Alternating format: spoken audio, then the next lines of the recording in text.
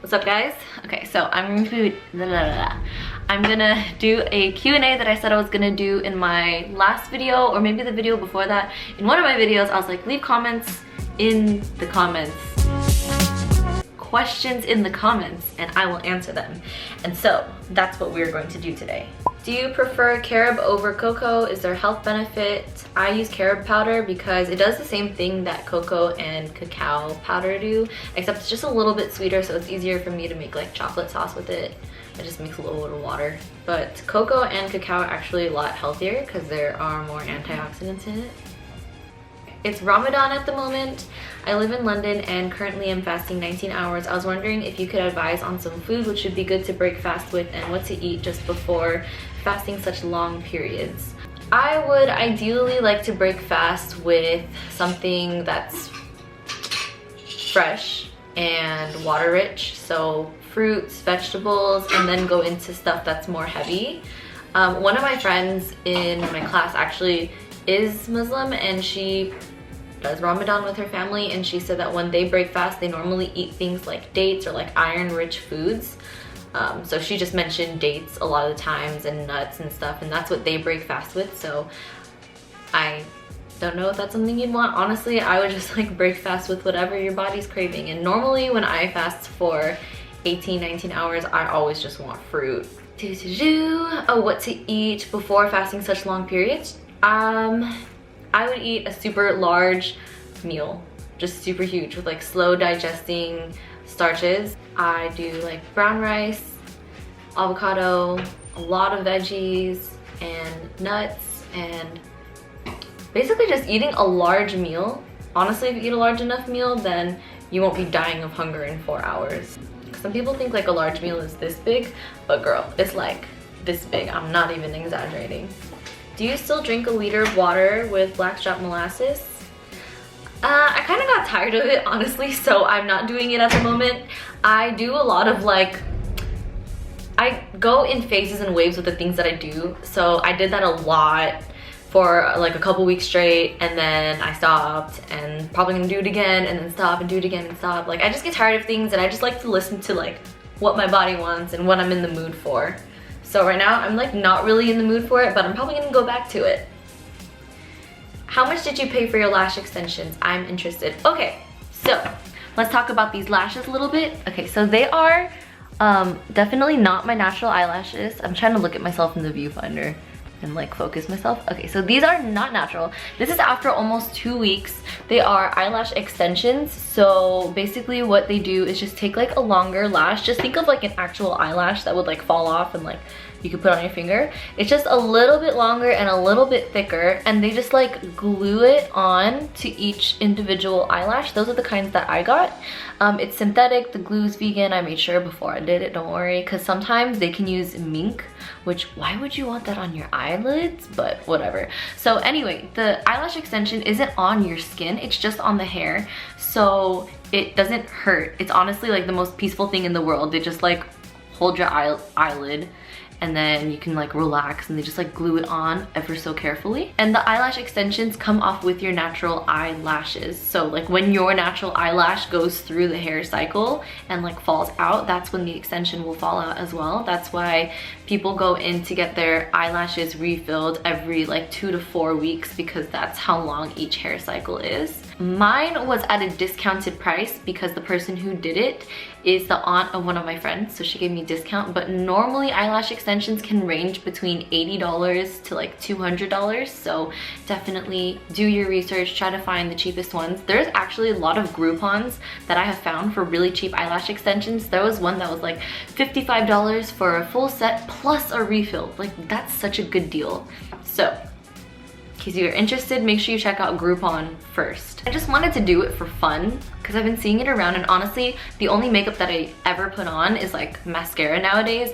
And I've been wanting to try out eyelash extensions, and I've been going through this phase of my life where I just want to do things to do it. And I kind of want to stop holding myself back from my happiness and the experiences that I want, or like what other people will think of me. Like, this is my money and I'm going to spend it on what I feel like, and I don't feel ashamed to do it anymore, because before I used to be like, well, they're gonna think that I'm wasting my money and I'm superficial. But honestly, if it's something that makes you happy, why hold yourself back from it if you can afford it and there are no consequences and it's not affecting anybody negatively? Like, you're still being a good person, you're still being you. Do it. Do you have any tips for bloating and things to help with digestion for vegans? I've been fully vegan for a little over 3 months and I still get pretty bloated, especially after cruciferous veggies. I totally feel you on that with the cruciferous vegetables, the broccoli and the cauliflower and the cabbage and the kale, all that.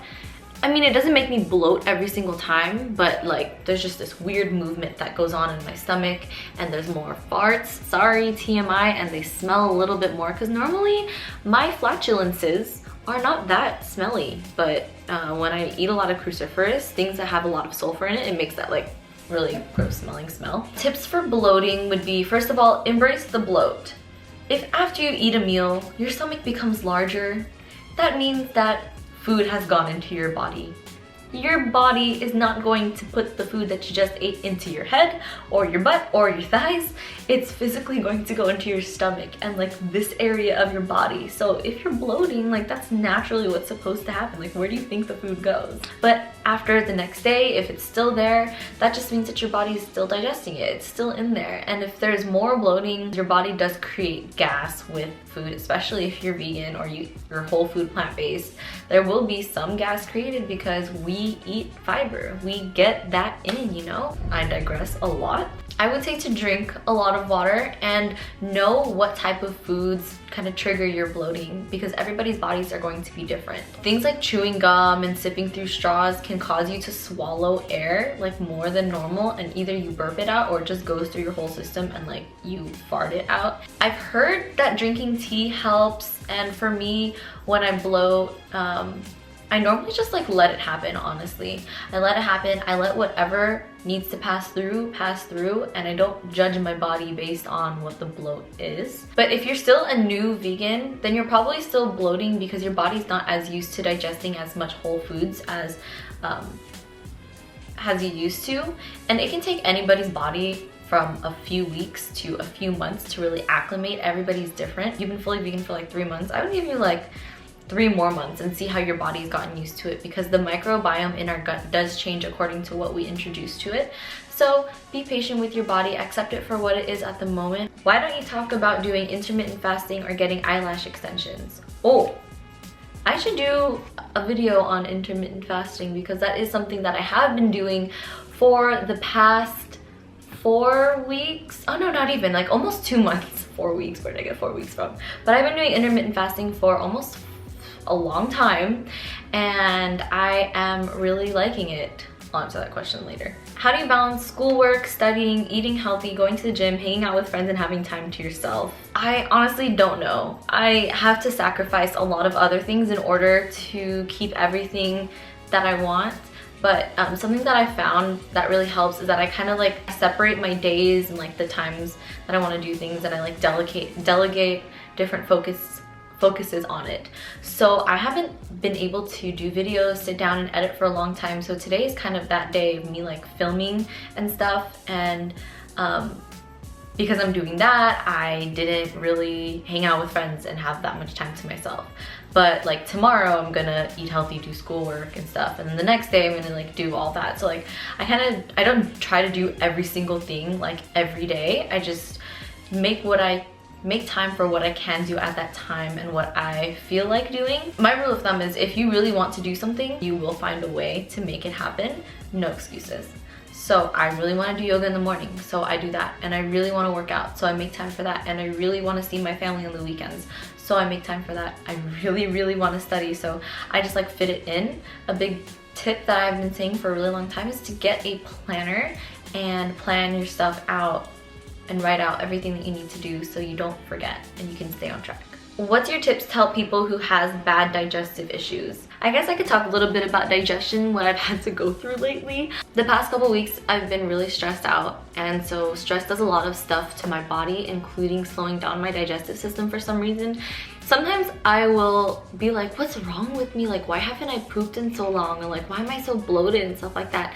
And then I'll stop and I'll think about it and I'm like, I've been eating the same foods, I've been like kind of sleeping the same amount and exercising the same amount, but then I realized that I've been super stressed out.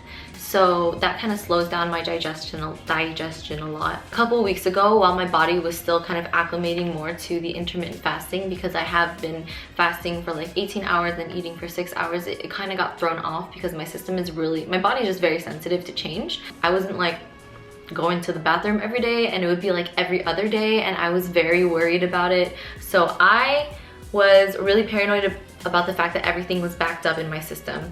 And so at first I tried to overcorrect like crazy. Don't do what I did. I got like senna tea, which is like a laxative type of tea, and like I totally forgot that those hurt like crazy, so then I didn't use those. Then I was like, you know what, maybe I just need like more fiber.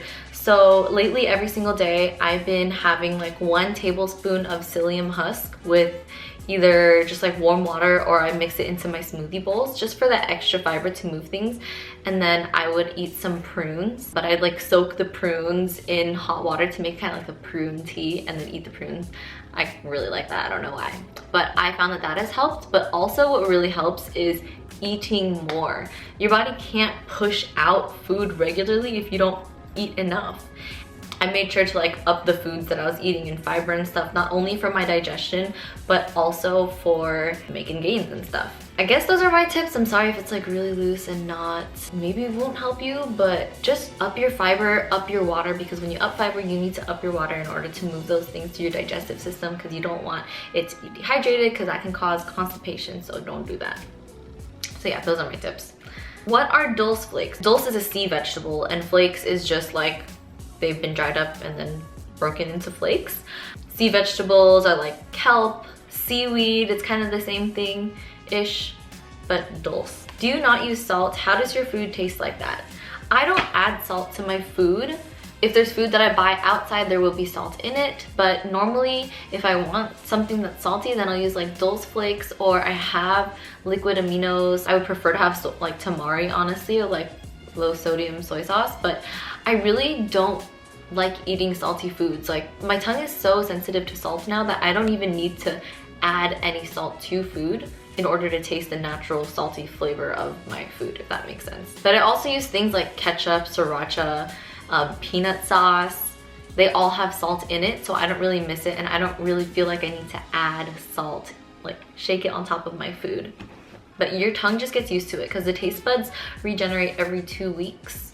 So if you just go little by little, if you want to wean off salt, then you can, and your taste buds will eventually get used to it, and something that once used to be normal will start tasting like almost too salty for you. I love the idea of Chipotle, but when I go, my tongue starts hurting literally because there's so much salt in it that I'm just not used to having at a time. How many times a week do you go to the gym? I go as many times as I want, honestly. Sometimes I'll go 4 times a week, sometimes 6 times a week. Do you have any tips on how to not feel guilty about skipping the gym? Maybe once a week I get so overwhelmed with college work and get way too tired to go work out, but I have a hard time not feeling lazy, bad about myself, and eating as much as normal when I don't need it for a workout. I would just question, like, why is it so important to go to the gym? Like, what does it say about me that I don't go to the gym? So if I'm putting myself in your shoes, then I'd be like, oh my gosh, like I can't believe I'm not going to the gym. I feel guilty for it. Then I ask myself, like, why would I feel guilty for not going to the gym? Like, what do I think about myself for the fact that I'm not going to the gym? Then I think, oh, all my progress will be lost, or I'm not gonna make those gains, or that means that I'm lazy. And then I take each one and I really think about it. I'm like, does it really mean that I'm lazy, or am I just listening to myself and my body and saying like, I don't feel like going to the gym? Normally it's the latter. Usually it's like not that important. And when you like dig deeper and try to analyze the root cause behind the thoughts that you have about a decision you make, then it's kind of like silly to feel guilty to not go to the gym. So don't feel bad if you don't go to work out. Like, the world's not gonna end, you're not gonna die, you're not gonna become any less strong, you're not gonna gain like 500 pounds of fat. Relax. Are you a Virgo? I am not a Virgo, but I do love me my Virgos. 5 of my best friends are Virgos. That's a lot of best friends to have. Wait, yeah, like 3 of them are Virgos. At what time do your lessons start in the morning? How do you find the time to go to the gym and also get enough sleep? My classes normally start at 8 a.m. or 9 a.m. I don't get enough sleep, you guys. It might look like I get enough sleep, but I don't get enough sleep. What was your life plan before you became vegan and how did it change? You guys ask really deep questions. They're so long. So I still wanted to be a physician before I became vegan, and the only change about my life plan is that now I want to do it as a plant-based physician and offer that information to my patients so that 1, people get more healthy, and 2, more people could be vegan. What do you make your... Ladies, if you... I think I've answered enough questions for this video right now, so I'm going to close it up but then answer more questions in another video. So it's basically gonna be like part 1, part 2. But anyway, thank you guys for watching and listening and hanging out and asking questions if that was you. And I'll see you in the next video.